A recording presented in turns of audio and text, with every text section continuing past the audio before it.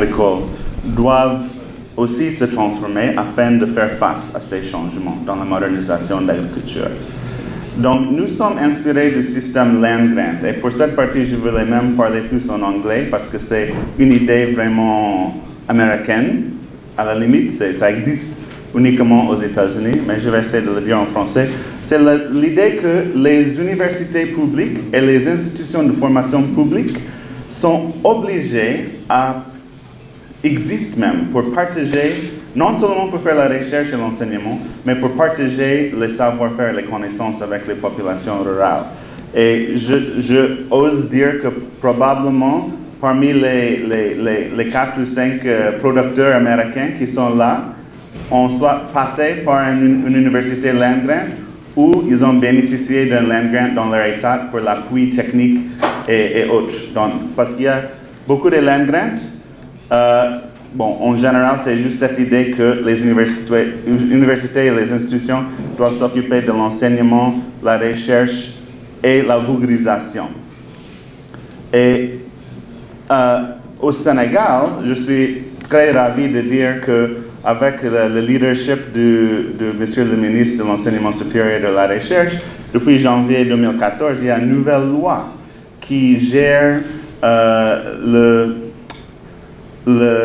comment dirais-je, en tout cas le renouvellement du plan universitaire qui a ajouté aux objectifs, même de l'UQAD, qui est le plus grand et plus ancien université en Afrique francophone, cet objectif de service à la communauté. Et aussi, c'est un peu intéressant au niveau du commerce parce que dans le gouvernement des universités, maintenant, il y aura plus de privés, un peu comme les universités américaines, où il y a, par exemple, les membres du board de commerce, les membres des différentes associations de producteurs, qui sont aussi là pour diriger l'université, et c'est aussi pour faire face à ce problème de manque de liens entre la formation et les besoins sur le marché, donc l'adéquation formation-emploi. Donc voilà, les États-Unis, il y a en fait 76 land-grants, et dans chaque État, il y a même plus des institutions de recherche. Par exemple, en Virginie, d'où je viens, on a 13 centres de recherche dans l'État. Il y a certaines basées sur les ressources halieutiques, d'autres basées sur l'arachide, d'autres basées sur des différentes choses. Donc, l'idée, c'est qu'il y a tout un réseau des universités et des institutions qui visent la production de savoir-faire pour promouvoir un meilleur développement agroalimentaire. Donc, voilà Virginie Tech, mon institution quand je ne suis pas ici au Sénégal. Ça, c'est juste pour montrer uniquement en Virginie le moteur de développement qui fait cette université publique, cette institution publique. Donc, il y a presque 1000 enseignants-chercheurs et personnels. Il y a 107 bureaux, les 11 stations de recherche et de vulgarisation qui atteignent plus de 1,8 million de gens dans un seul an en 2013. Donc, vous voyez que l'impact est énorme. Donc, c'est un peu ça que nous voulons pas inspirer au Sénégal, mais juste appuyer. Parce que quelque part, c'est déjà là. Comme Mme Dr Ndiaye a dit, ça existe déjà à ITA. À ITA, ils font de la recherche, mais ils ont même un centre de formation dans leur campus, ici à Dakar. Donc, vous voyez que c'est les deux choses mélangées déjà. On voulait juste venir à leur appui pour contribuer à ça quand il s'agit d'améliorer l'alimentation et l'agroalimentaire. Voilà un peu plus des chiffres sur l'impact de land grant et de cooperative extension dans l'État de Virginie. Ça, c'est juste un État parmi les 5 ans. Maintenant, quand j'ai dit tantôt que le commerce américain, sénégalais ou américain, africain, c'est pas seulement les biens et l'argent, c'est aussi les connaissances. Mon université, Virginie Tech, veut devenir davantage ce qu'ils disent un land grant global, un land grant mondial. Donc, le fait, mes amis américains qui sont là aujourd'hui, vraiment, même si vous n'êtes pas très liés avec les land grants aux États-Unis, je pense qu'il y a des options, il y a des opportunités pour vous de faire des liens. Par exemple, je sais dans le land grant de Géorgie, comme je disais tout de suite à notre collègue des arachides, ils ont un très grand projet Feed the Future Innovation Lab dans l'Arachide. Donc, il y a beaucoup de possibilités. Comment utiliser les universités publiques américaines pour contribuer au développement africain. Donc voilà un autre texte sur comment Virginia Tech et les autres land-grants veulent faire des hubs d'engagement mondial. Comment ça va être, on va voir. Donc maintenant, USAID ERA. Voilà tous nos partenaires. Nous travaillons avec à peu près 12 institutions sénégalaises dans la recherche, l'enseignement et la vulgarisation agricole. Et aujourd'hui, on va cibler un peu juste l'Institut de technologie alimentaire et aussi l'Université de Purdue, qui, Madame Baquet et aussi notre collègue Djibril Traoré peuvent parler plus de ce projet. Mais nous, en fait, on va revenir et elle va plus en parler de cette mini-extrudeuse que Djibril avait déjà mentionné, parce que c'est grâce à toute une suite de projets, grâce à l'investissement du peuple américain, que cette machine se retrouve maintenant entre les mains de Madame Baquet et son réseau, des milliers de femmes transformatrices qui luttent et qui œuvrent tous les jours dans la transformation agroalimentaire des produits locaux pour promouvoir une meilleure alimentation pour les jeunes et les femmes et autres. Mais vous voyez aussi, il y a d'autres institutions avec lesquelles nous travaillons. Donc, notre cadre logique, si vous voulez, c'est que, à travers la formation, les bourses universitaires et le e-learning, c'est-à-dire l'apprentissage par la distance, et aussi avec les appuis sur la recherche, surtout appliquée, pas théorique en tant que tel, mais appliquée, la vulgarisation et les politiques, telles que la loi sur les universités. Nous pouvons contribuer à la création d'un nouveau cadre des experts et des leaders sénégalais et africains qui peuvent créer des innovations et des nouveaux partenariats pour ensuite promouvoir une meilleure alimentation alimentaire, surtout les chaînes de valeur, c'est ce que les maillons là représentent, et la nourriture pour le croissement économique. C'est ça un peu notre... Souvent, les cadres logiques sont ennuyants. Voilà un cadre logique qui est un peu plus intéressant, je trouve. Vraiment, ça capte ce que nous faisons. Et quand Mme Baquet va parler, vous allez voir comment la formation, comment la vulgarisation, comment la recherche, comment l'innovation, tout ça, c'est capté dans son histoire qu'elle va vous partager. Donc, rapidement, ça c'est juste un peu égoïste de parler de ça parce que c'est juste notre projet. On a 3 composantes. C'est sur l'enseignement, la formation, la recherche et la vulgarisation, et aussi la gestion et les appuis aux politiques.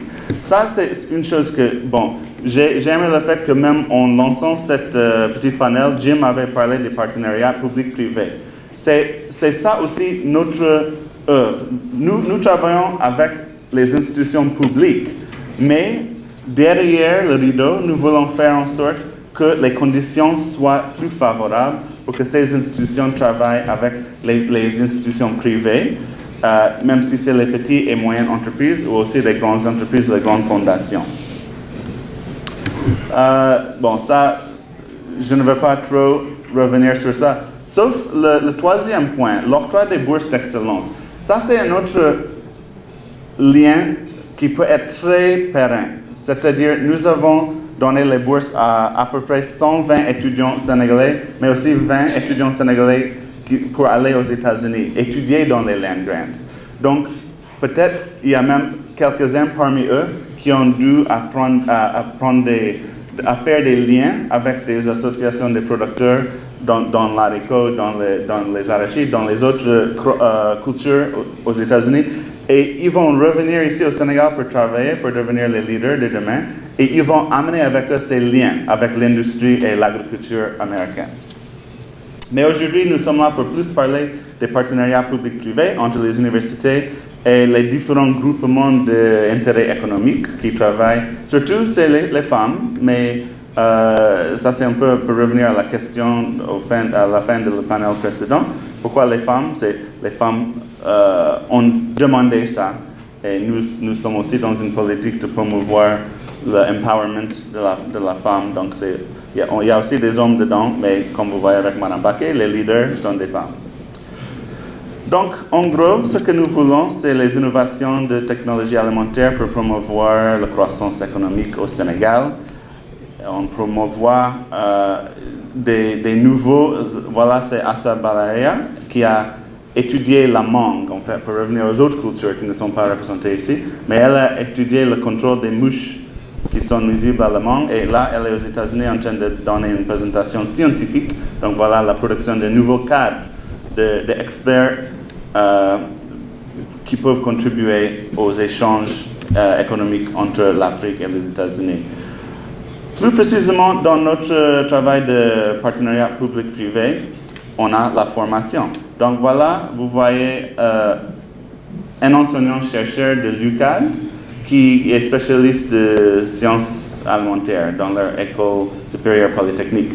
Et il est en train de faire des cours théoriques et pratiques pour des femmes de Dakar et des banlieues de Dakar sur les HACCP, sur les normes de qualité, sur tout ce qu'il faut faire pour moderniser leur production alimentaire quand il s'agit ici des céréales locaux et des fruits locaux.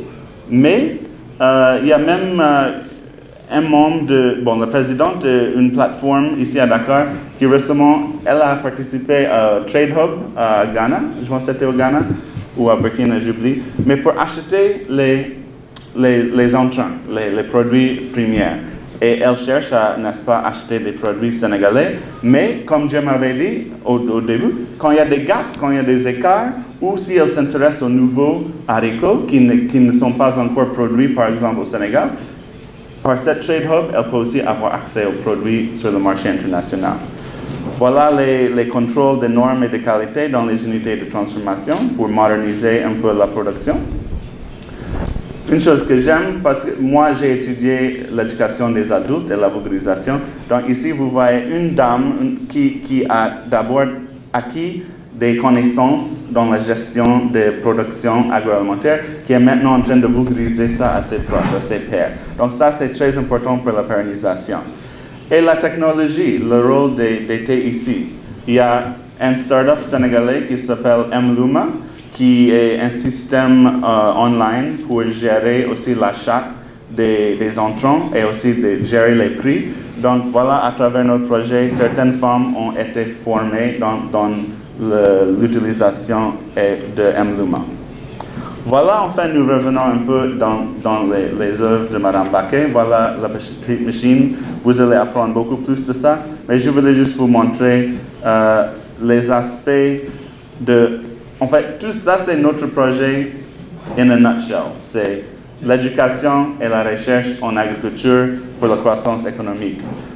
Voilà, c'est une autre plateforme qui s'appelle la POPAS, qu'avec l'université, ils ont pu avoir les emballages et les étiquettes modernes. Et j'ai entendu que désormais, il y aura une loi au Sénégal qui exige ça. Donc déjà, nos partenaires, grâce à ITEA et à l'UQAD, l'Université publique de Dakar, sont déjà en avance sur ce plan. Et voilà, nous appelons Feed the Future. Je peux appeler ça Feeding the Future. Alimenter l'avenir. C'est les jeunes qui lors de la foire de l'agriculture, se sont vraiment intéressés à ces produits locaux et je pense que ça peut contribuer à leur bonne alimentation. Donc avec ça, je vous remercie et j'espère que ça a un peu établi une petite mise en scène pour Mme Baquet qui va entrer plus dans la profondeur de ce qu'elle avait fait avec ITEA et Purdue et la machine qui fait la farine instantanée qui peut être très bonne pour nourrir les enfants. Je vous remercie.